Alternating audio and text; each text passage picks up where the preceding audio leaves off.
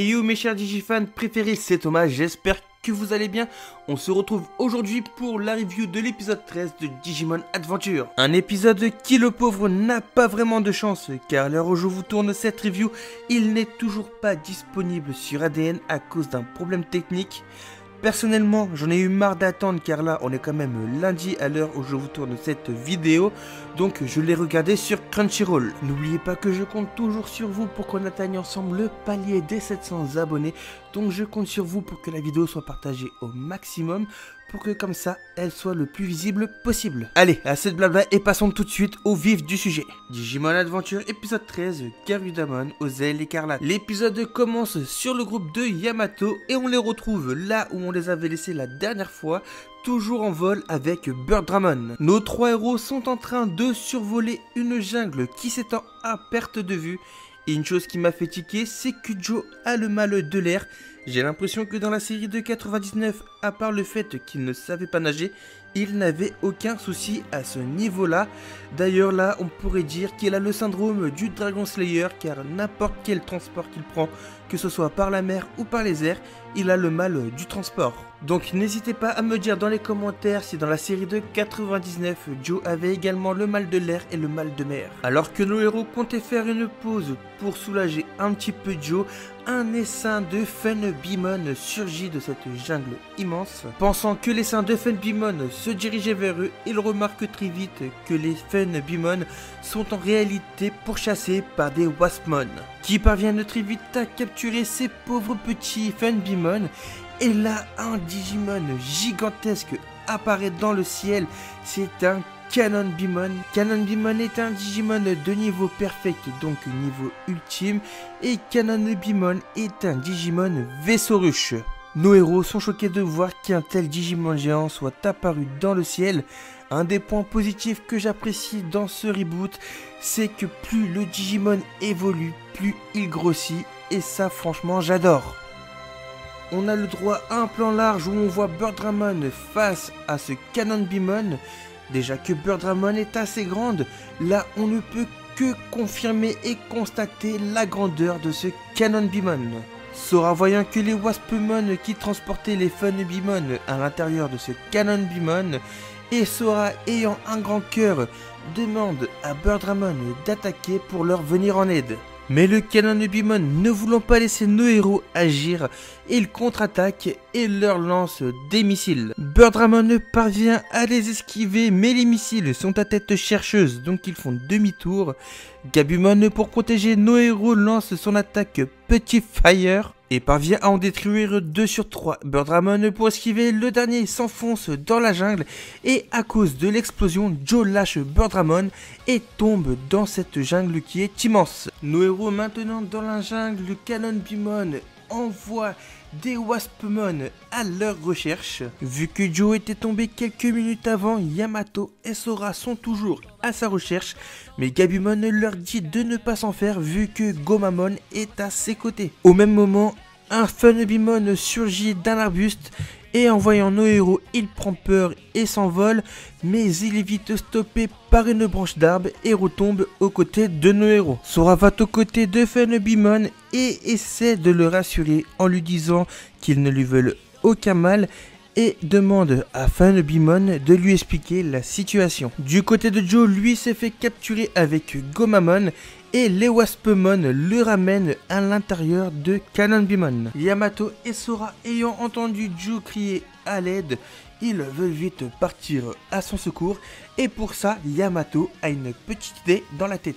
Petit aparté sur le groupe de Taichi et là on les retrouve dans des montagnes. Et Taichi demande à Koshiro ce qui les attend en traversant d'ailleurs ces montagnes. Mais la tablette de Koshiro semble ne pas avoir de réseau. Et ça depuis le dernier épisode où la tablette buguait déjà. Mimi, elle, lui dit que son grand-père va lui payer une tablette dernier cri. et Taichi pour l'effet comique lui dit qu'on va lui donner des coups, comme ça la tablette refonctionnera. Retour sur Yamato et Sora qui mettent le plan à exécution. Gabumon et Piomon viennent au secours des Funbimon qui se sont fait capturer par les Waspmon. Les Funbimon étant libérés, ils peuvent fuir tranquillement. Yamato et Sora mettent toujours le plan à exécution et ce plan n'est autre que de se laisser capturer par les Waspmon pour pouvoir rentrer dans le Canonbimon. D'ailleurs, au moment où ils se font capturer, il y a un passage qui m'a clairement fait penser à l'épisode 1, au moment où ils reçoivent leur Digivice. Yamato et Sora ayant réussi le plan de rentrer dans Canonbimon, Yamato ne perd pas de temps et fait Shinka Gabumon. D'ailleurs, on m'a appris il y a pas longtemps que si on a le droit qu'au Shinka complet de Agumon et Gabumon, c'est à cause des fans japonais, car à l'époque de Digimon Adventure 3, les fans s'étaient plaints parce que les séquences de Shinka cassaient le rythme de l'épisode. Après, je dis ça, je dis rien, mais ce sont des fans qui n'ont rien compris à l'essence même de Digimon, car les Shinka sont l'essence de Digimon. Une fois sortis du cocon qui les enfermait, Garurumon lance un Foxfire sur les Waspmon qui sont à l'intérieur de Canonbimon. Yamato, voulant régler ça au plus vite, ne perd pas de temps et fait Shoshinka Garurumon. Et là, on a le droit à la nouvelle séquence de Shinka pour Garurumon.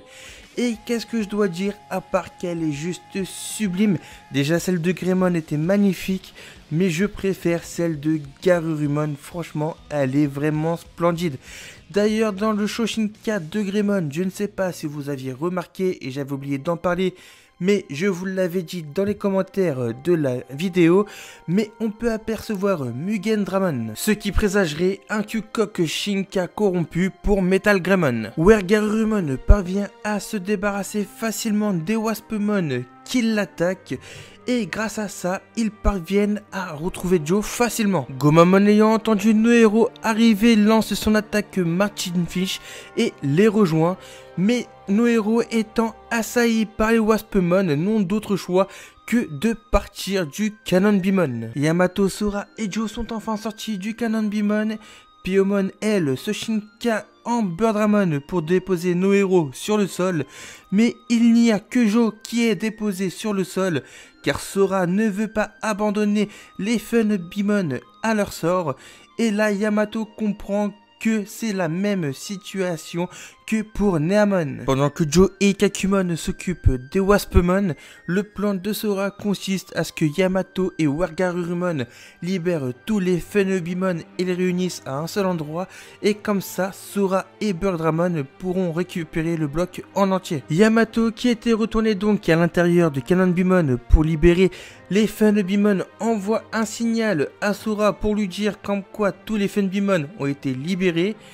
Et là, Sora va pour partir récupérer le bloc, mais Canonbimon se laisse pas faire et envoie un méga rayon laser qui en détruit une partie de la montagne. Et là, je pense que ça va en diviser plus d'un, car à cause de tout ça, Sora veut se démener pour protéger son monde et à la fois les Digimon qui souffrent, et ça enclenche le Shoshinka de Birdramon en Garudamon.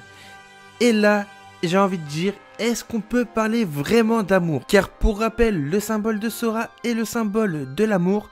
Dans la série de 99, pour que Birdramon se Shoshinka en Garudamon, Sora avait dû faire preuve d'amour auprès de Birdramon. Et là, à part son désir de protection, je trouve que ça ne correspond pas du tout à son symbole. Garudamon lance son attaque Shadowin contre Canonbimon, ce qui va lui permettre de créer une brèche pour entrer à l'intérieur de Canonbimon.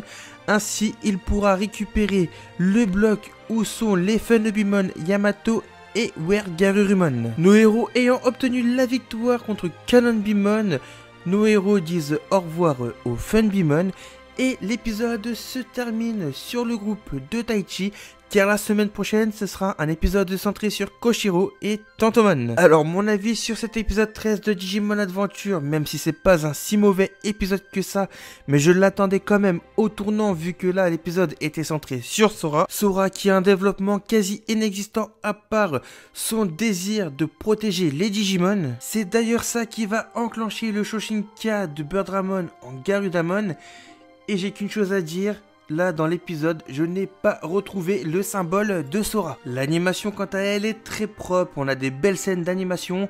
En plus, on a eu le droit à la nouvelle séquence de Shinka pour Garurumon et franchement je la trouve magnifique.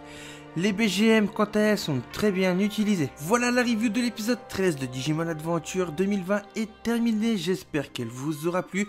Si c'est le cas, je compte sur vous pour bombarder les pouces bleus. Dites-moi dans les commentaires ce que vous en avez pensé de cet épisode 13 de Digimon. N'oubliez pas de venir me follow sur Twitter pour ne manquer aucune actu sur Digimon et autres mangas. Et surtout, de vous abonner à la chaîne si vous êtes nouveau. Et sur ce, je vous dis à dimanche prochain pour un nouvel épisode. Et d'ici là, matane!